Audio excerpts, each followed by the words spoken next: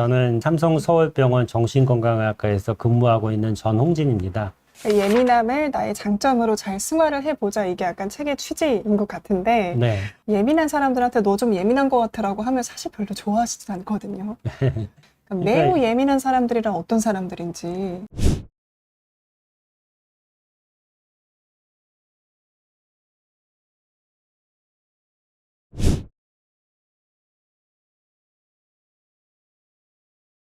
이게 일단은 먼저 예민한 분들의 어떤 특성부터 이해를 해보면은 차이를 느끼는 데 대한 민감성이 있습니다. 차이라는 것이 예를 들어서 내가 어떤 사람을 봤을 때 그 사람이 어제 입은 옷하고 오늘 입은 옷하고 무슨 차이가 있는지, 잘 어울리는지 이런 걸 계속 본다면은 옷 만드는 데 도움이 되겠죠. 그렇죠. 근데 자기가 옷 만든 사람이 아닌데 그걸 자꾸 신경 쓰면은 그러면 스트레스 받겠죠. 피곤한 거죠. 그리고 감각 처리에 대한 민감성. 그러니까 이게 길을 걷는다고 쳐봐요. 그럼 발바닥이 땅에 닿잖아요. 네. 그걸 계속 신경 쓰고 다니는 분들 없죠. 대부분은 안 그러시죠. 그렇죠. 네. 제가 본 민감한 분들은 항상 발이 땅에 닿는 걸 통증으로 느껴요. 근데 실제 뭐 족저근막염도 아니고 발에 아무 이상이 없어요. 네. 그 발에서 느끼는 신경이 예민한 거예요. 그러니까 감각 처리가 원래 그렇게 민감하지 않아야 될 게 민감한 거죠. 그다음에 대인관계에 대한 민감성은 사람들의 아까 표정이나 말투, 비언어적인 표현에 민감하니까 사람이 자꾸 자기를 싫어한다고 생각해요. 비언어적인 표현을 자기한테 향한다고 해석을 하기 쉬워요. 사람들이 얘기를 하는 건데 내 얘기하는 것 같이 느끼는. 그런 게 굉장히 사람을 민감하게 만들고 여러 명이 같이 있을 때 상당히 압박을 받아요. 맨날 그렇게 얘기하는 애가 있거든요. 아, 자꾸 이렇게 주변에서 만나는데 인사하면은 자기 평가하는 것 같다. 이렇게 이야기를 하더라고요. 그 사람들 대부분 아무 관심이 없어요. 그리고 스트레스에 대한 민감성. 그래서 예민한 분들 보면은 그 업무가 바뀔 때 굉장히 힘들어요. 그러니까 내가 회사에서 일하고 있는데 갑자기 딴 부서로 네. 그럼 거기 사람들하고 만나서 대화해야 되죠. 새로운 일도 적응해야 되지. 엄청 힘들어요. 계속 같은 일을 하는 거를 계속 업무를 바꾸면서 한다.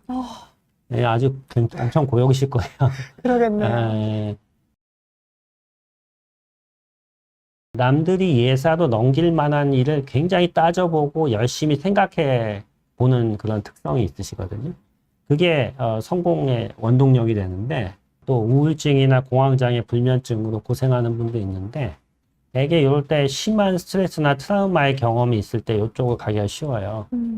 이 성공의 능력으로 활용하는 분하고 이렇게 좀 고생하는 분들 차이에 보면은 두 그룹이 아주 큰 차이가 있어요. 성공한 분들, 예민한데 성공한 분들은 사람들하고 대인관계는 아주 편하게 해요. 그러니까 같이 만나서 대화하고 네. 같이 회의하고 이런 거에 스트레스 받지 않아요.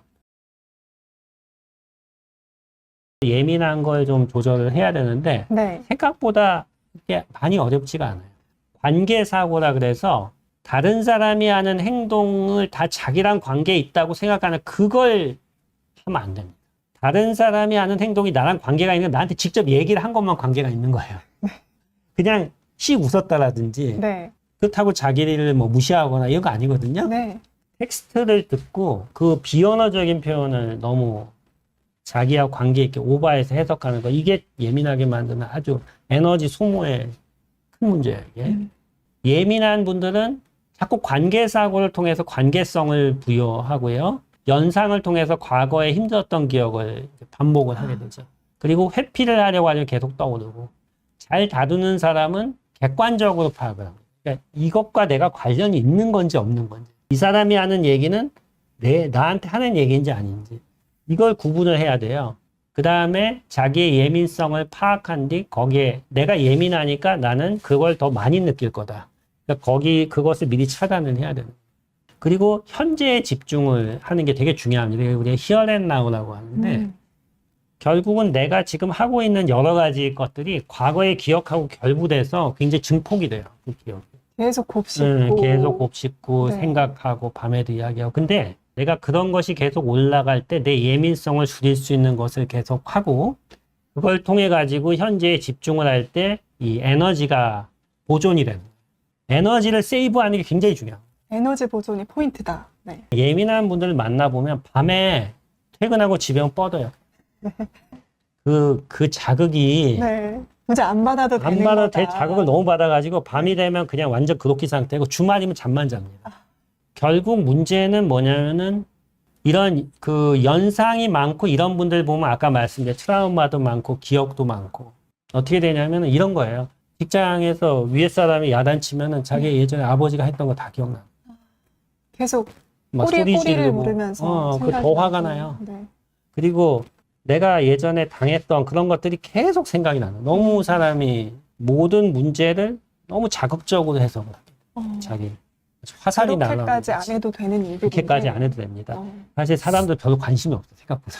그러니까 이게 포인트인데 잘 안 그리고 돼요. 사람들은 나랑 멀어질 수도 있고 가까워질 수도 있는 거예요. 멀어졌다 가까워졌다 하는 게 그게 인생이다. 정상인 거거든요. 인생이다. 네. 멀어지는 게 날 싫어해서 멀어지는 게 아니야. 네. 안 보면 멀어지고 가까워지면 또 가까워져. 그걸 자연스럽게 받아들여야 돼요.